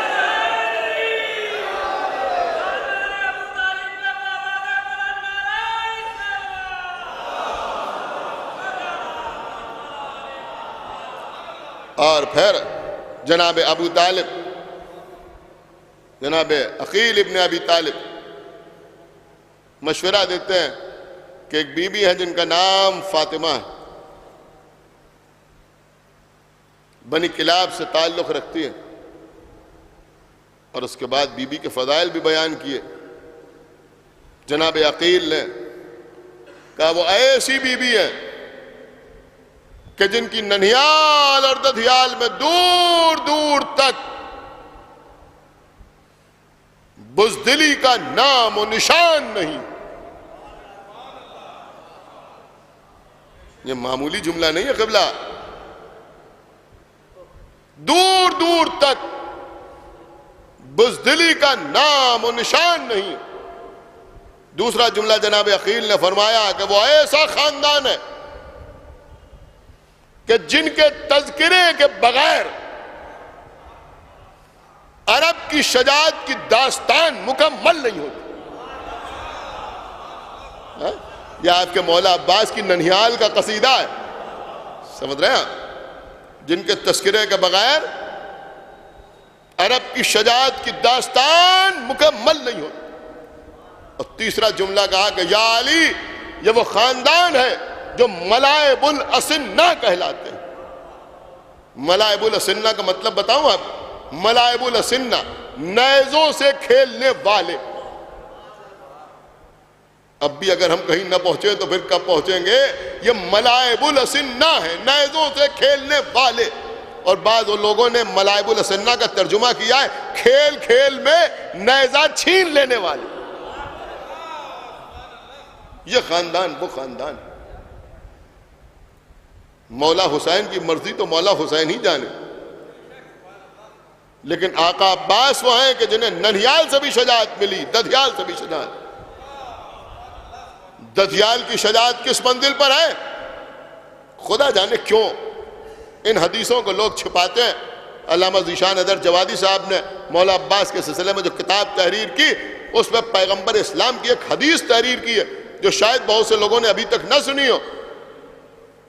وہ فرماتے ہیں کہ پیغمبر اسلام نے فرمایا کہ اگر ساری کائنات, دیکھیں جملہ سنیے گا, علی کو دل میں رکھ کے جملہ سنیے گا. کہا کہ رسول اللہ نے فرمایا, سنیے گا, وہ فرماتے ہیں کہ رسول اللہ نے فرمایا کہ اگر ساری کائنات ابو طالب کی اولاد ہوتی تو کائنات میں کوئی بزدل نہ ہوتا.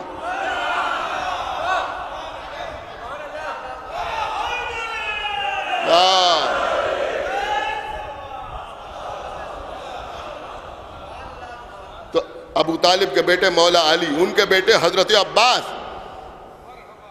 اور دیکھیں ہر چیز کا کوئی نہ کوئی سمبل ہوتا ہے نا, میں کہاں لے آیا, ہر چیز کا کوئی نہ کوئی سمبل ہوتا ہے نا. حضرت عباس کی ددھیالی شجاعت کا سمبل ہے تلوار. لا فتح الا علی, لا سیف الا ذوالفقار. ملک پکار رہا ہے کہ نہ علی کے علاوہ کوئی جوان ہے, نہ ذوالفقار کے علاوہ کوئی تلوار ہے. تو ددھیالی شجاعت کا سمبل ہے تلوار, اور ننھیالی شجاعت کیا ہے؟ یہ ہے ملائب الاسنہ, نیزوں سے کھیلنے والے. اجازت ہے میں کہوں ددھیالی شجاعت کا سمبل ہے تلوار, ننھیال کی شجاعت کا سمبل ہے نیزہ. کہیں یہی سبب تو نہیں ہے کہ چونکہ مولا علی نے کہا تھا کسی ایسے بہادر خاندان میں شادی کرا دو جہاں سے ایسا بہادر بیٹا پیدا ہو جو کربلا میں حسین کے کام آئے, کہ آخر وقت میں آقا حسین نے کہا بھیا عباس تلوار رکھ دو, نیزہ لے کے جاؤ. سمجھ رہے ہیں, تاکہ دنیا کو یہ بھی تو بتاؤ کہ تمہاری ننھیالی شجاعت کیا ہے. اللہ اکبر. جناب ام البنین مولا علی کے گھر آئیں, بی بی کا نام فاطمہ. 4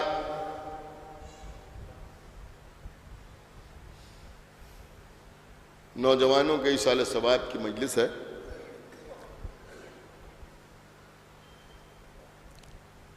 ام البنین کو اللہ نے 4 بیٹے عطا کیے.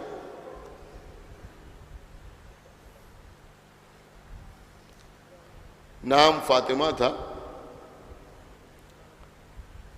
جب مولا علی کے گھر آئیں تو کچھ دن کے بعد مولا علی سے کہنے لگیں یا علی آپ ہمیں فاطمہ کہہ کے نہ پکارا کیجیے. کہا بی بی کیا آپ کا نام فاطمہ نہیں ہے؟ کہا بے شک ہمارا نام فاطمہ ہے, لیکن جب آپ ہمیں فاطمہ کہہ کے پکارتے ہیں تو حسنین کو اپنی ماں یاد آ جاتی,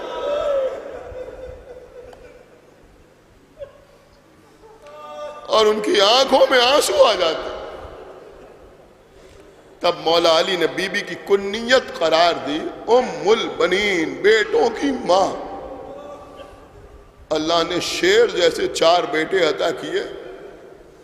اب مجھے اس وقت بی بی ام البنین کے مصائب نہیں عرض کرنا ہے، لیکن صرف ایک جملہ کہوں گا کہ وہ بی بی کہ جو مولا علی سے کہہ رہی ہیں مجھے فاطمہ کہہ کے نہ پکاریے، اور مولا علی کنیت قرار دے رہے ہیں ام البنین، کربلا کے بعد کبھی اپنے بیٹوں کا ماتم تو نہیں کیا، لیکن جب کسی نے کہا ام البنین تو فرماتی تھی اب مجھے یہ کہہ کے نہ پکارا کر، اس لیے کہ اب وہ بیٹے کہاں ہیں جن کی وجہ سے میں ام البنین کہلاتی تھی، بیٹوں کی ماں۔ جزاک اللہ، مولا آپ کو سلامت رکھے۔ ہاں عزیزوں، بڑا المناک، غمناک، دل کو دہلا دینے والا، آنکھوں سے آنسوؤں کو رواں کر دینے والا حادثہ ہمارے شہر میں ہوا۔ آقا حسین کے 4 ماتمدار ایک حادثے میں اس دنیا سے گزر گئے۔ 4 جنازے اسی مسجد کے باہر سے ایک ساتھ باہر نکلے۔ دیکھنے والوں کو کیا عالم تھا، آنکھوں سے آنسو بہہ رہے ہیں۔ ایک ساتھ ایک کار میں حادثہ ہوا، لیکن تھے تو الگ الگ گھروں سے تعلق رکھنے والے، لیکن کربلا میں تو عزیزوں ایک ہی گھر میں 18 لاشیں نکل گئی۔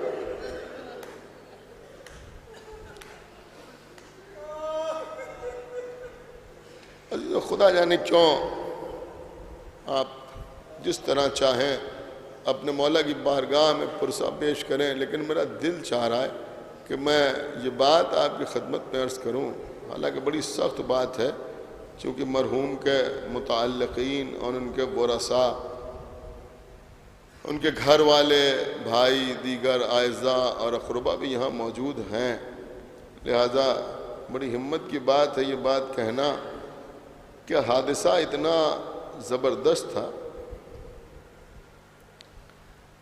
کہ میتیں بھی صحیح سالم نہ تھیں۔ میں نے غلط تو نہیں عرض کی، مجھے معاف کیجیے گا، لیکن میں کسی وجہ سے عرض کر رہا ہوں، میتیں بھی صحیح سالم نہ تھیں۔ لاشیں لائی گئیں، لوگوں میں آپس میں گفتگو ہو رہی ہے کہ بھئی غسل نہیں ہو سکتا، تیمم کرایا جائے گا، تو اگر غسل نہ ہو تو تیمم کر کے میت کو دفن کر دیا جاتا ہے۔ لیکن عزیزوں، میر تقی میر نے ایک غزل میں کربلا کو سامنے رکھ کر ایک عجب شعر کہا ہے، عجب شعر کہا ہے۔ سمجھنا پڑے گا اس شعر کو تو آنکھوں میں آنسو ضرور آئیں گے۔ کربلا میں پانی نہیں ہے، پانی کا قطرہ نہیں، غسل کا کیا سوال، یہاں وضو کرنے کے لیے پانی نہیں ہے۔ اگر وضو بھر کا بھی پانی ہوتا تو حسین 6 مہینے کے بچے کے لیے پانی نہ مانگے، لیکن زمین کربلا خون سے لال ہو رہی۔ دیکھیے اب یہ بات اگر ذہن میں رہی تو میر صاحب کا شعر سمجھ میں آئے گا کہ زمین کربلا خون سے لال ہو رہی۔ اب میر تخمیر کہتے ہیں وضو کو مانگ کے پانی خجل نہ کر اے میر، وہ مفلسی ہے، تیمم کو گھر میں خاک نہیں۔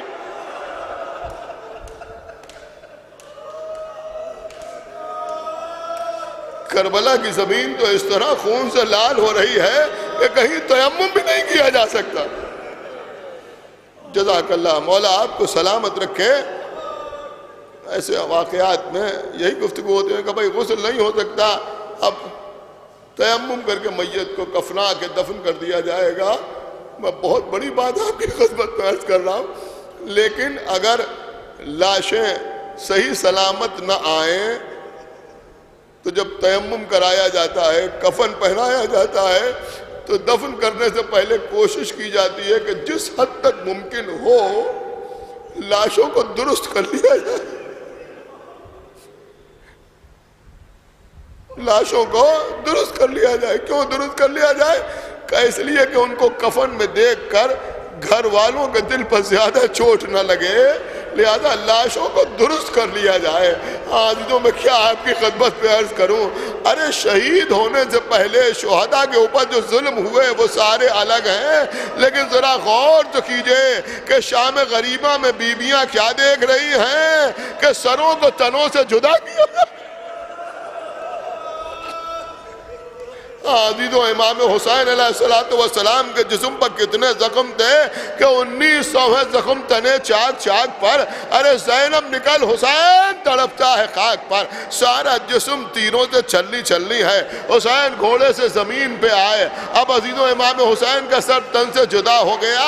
یہ سارے مصائب تو ایک طرف ہے، لیکن شہادت کے بعد بھی زینب سن رہی ہیں ابھی گھوڑوں سے نہ اترنا، اس لیے کہ حسین کے لاجے کو پامال کیا جائے.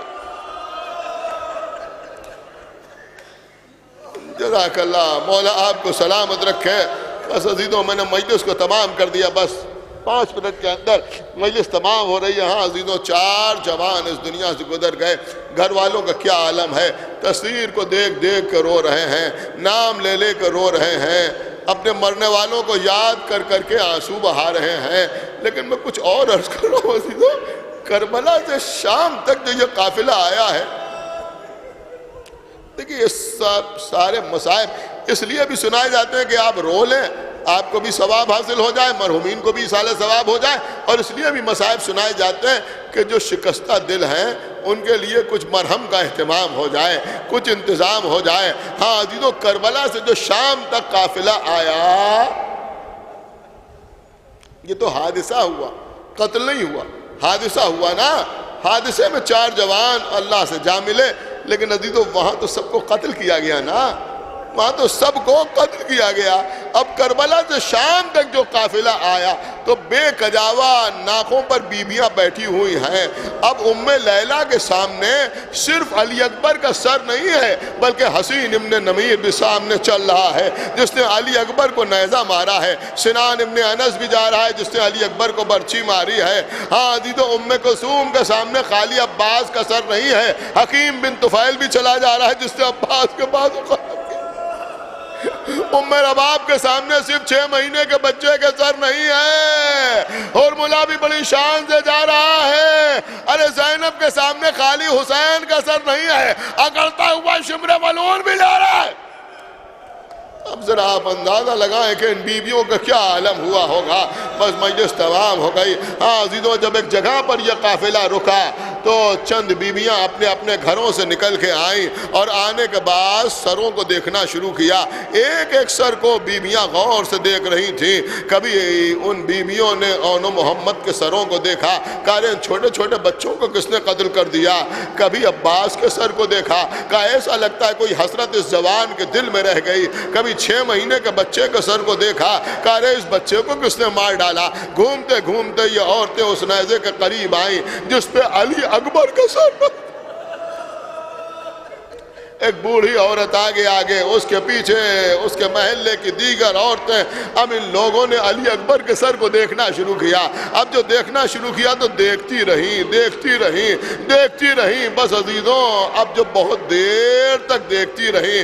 ہاں ماں کی فطرت کیا ہوتی ہے، اگر کسی ماں کے بچے کو کوئی بہت دیر تک گھور کے دیکھتا رہے تو ماں پریشان ہو جاتی ہے، کہیں ایسا نہ ہو کہ میرے بچوں کو کسی کی نظر لگ جائے. ارے ام لیلہ کو کون سمجھائے کہ علی اکبر شہید ہو چکے ہیں، لیکن ماں کا دل تو ماں ہی کا دل ہوتا ہے. اب جو دیکھا کہ یہ عورت بہت دیر سے علی اکبر کے چہرے کی طرف دیکھ رہی ہے، گھبرا گئی ام لیلہ، ناگے پسے آواز دی اے بی بی تو اس جوان کے سر کو اس طرح سے کیوں دیکھ رہی ہے. اس بی بی نے کہا اے بی بی میں یہ سوچ کے دیکھ رہی ہوں کہ کاش اس بچے کی ماں اس دنیا میں موجود نہ ہو. ارے ماں کیسے برداشت کرے گی کہ ایسا جوان لال مارا جائے اور ماں زندہ رہے. بس ناگے بسے آواز دی بی بی کیا کہہ دیا تم نے، یہ ماں لیلہ موجود ہے، میرا لال علی اکبر کربلا میں برچھی کھا.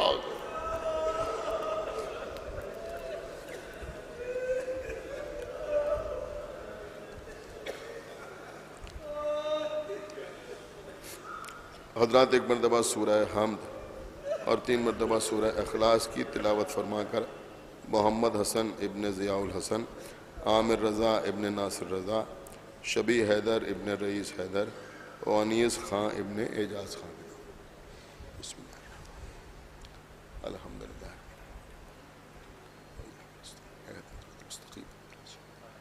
غیر المغضوب علیہم ولا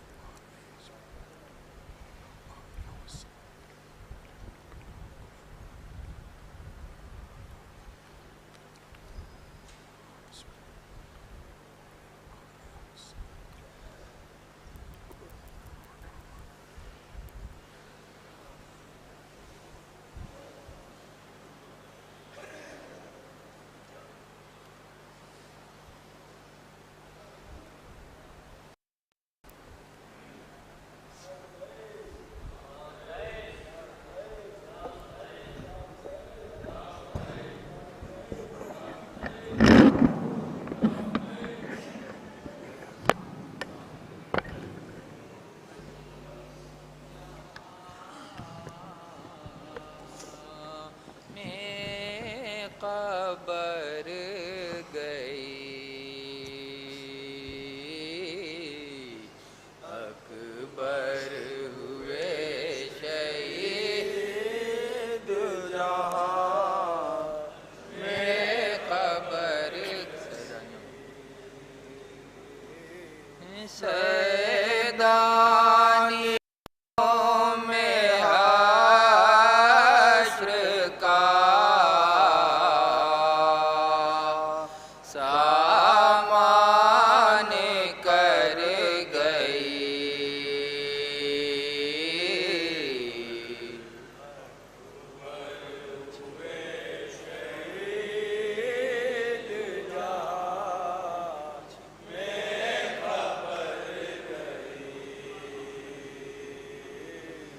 برچی کی نوک سی نئے اکبر کے ساتھ ساتھ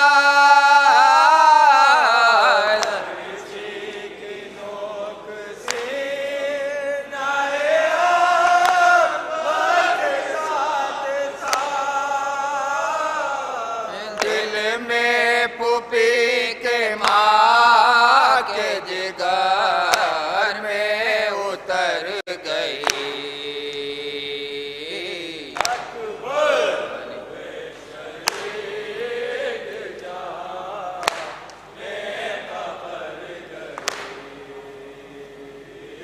شان کٹے تو ہے مت عباس تھی وہی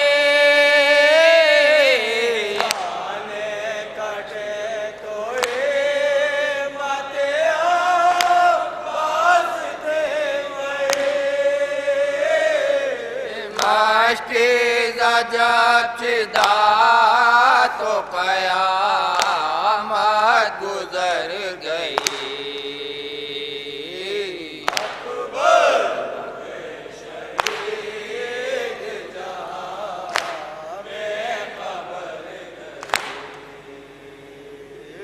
دربار میں یزید کے زینب رہن سار دربار میں یزید کے زینب رہن سار جی تو نہ چاہتا تھا کہ جائے مگر گئی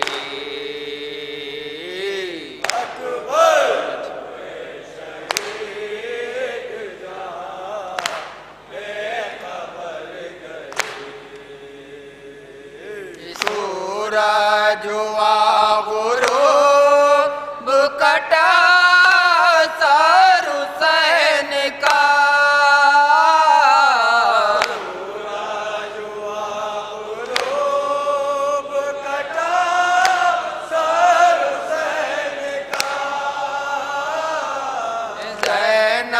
کے فرق پاک سے چادر اتر گئی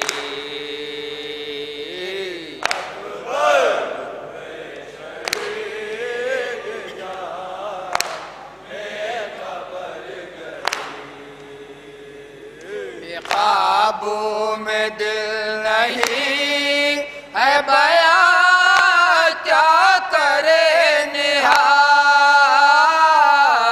काबू में दिल नहीं है बया क्या करे निहाल। कासिम की लाश पर जो कयामत गुजर गई,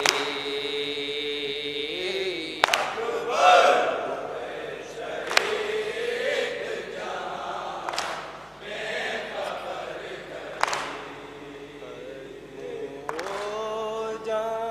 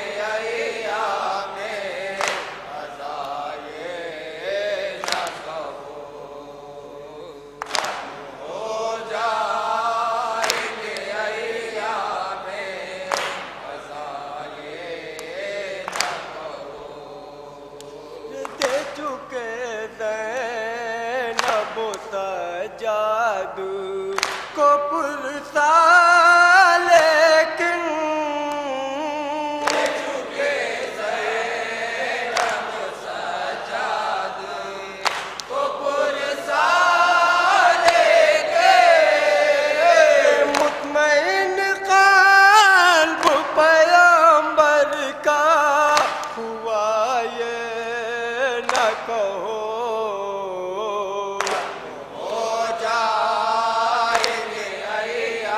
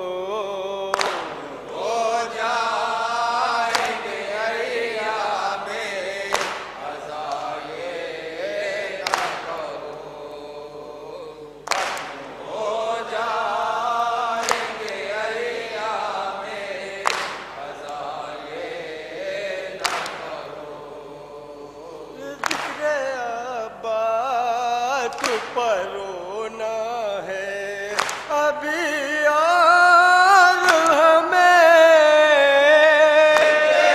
عباس پر رونا ہے ابھی یار ہمیں، ڈوبنے والا ہے مہتاب وفا یہ نہ کہو،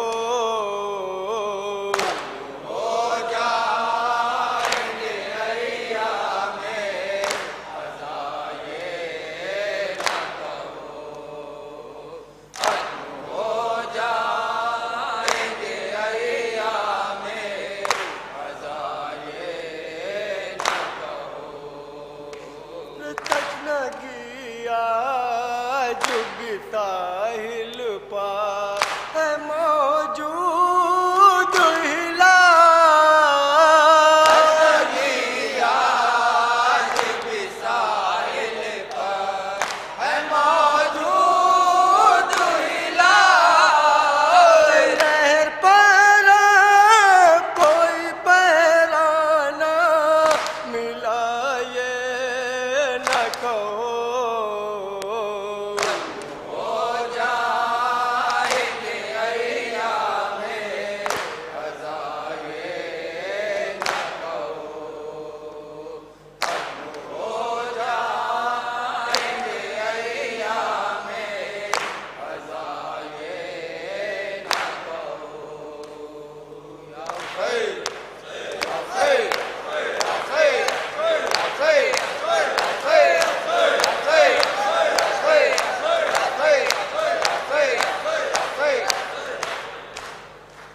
السلام علیکم یا ابا عبداللہ، السلام علیکم یا ابن رسول اللہ، السلام علیکم یا ابن امیر المومنین، السلام علیکم یا ابن فاطمۃ الزہراء سیدۃ نساء العالمین، السلام علیکم یا حسن مصطفیٰ یا ابن امیر المومنین، السلام علیکم یا شہیدان کربلا، السلام علیکم یا اسیران کربلا، السلام علیکم یا ابا الفضل العباس یا ابن امیر المومنین، السلام علیکم ورحمۃ اللہ وبرکاتہ، السلام علیکم یا غریب الغرباء، السلام علیکم یا معین الضعفاء والفقراء، السلام علیکم یا شمس الشموس، السلام علیکم یا انیس النفوس، السلام علیکم یا ایھا المدفون بارض طوس، السلام علیکم یا مغیث الشیعۃ زوار فی یوم الجزاء، السلام علیکم یا سلطان العرب والعجم، السلام علیکم یا ابا الحسن علی بن موسی رضا ورحمۃ اللہ وبرکاتہ، السلام علیکم مولانا صاحب العصر والزمان، الامان الامان الامان، السلام علیکم یا خلیفۃ الرحمن، السلام علیکم یا شریک القرآن، السلام علیکم یا مظہر الایمان، السلام علیکم یا امام الانس والاجان، السلام علیکم یا امام زماننا ھذا، عجل اللہ تعالی فرجک وسہل اللہ تعالی مخرجک وظہورک، السلام علیکم ورحمۃ اللہ وبرکاتہ، اللہم صلی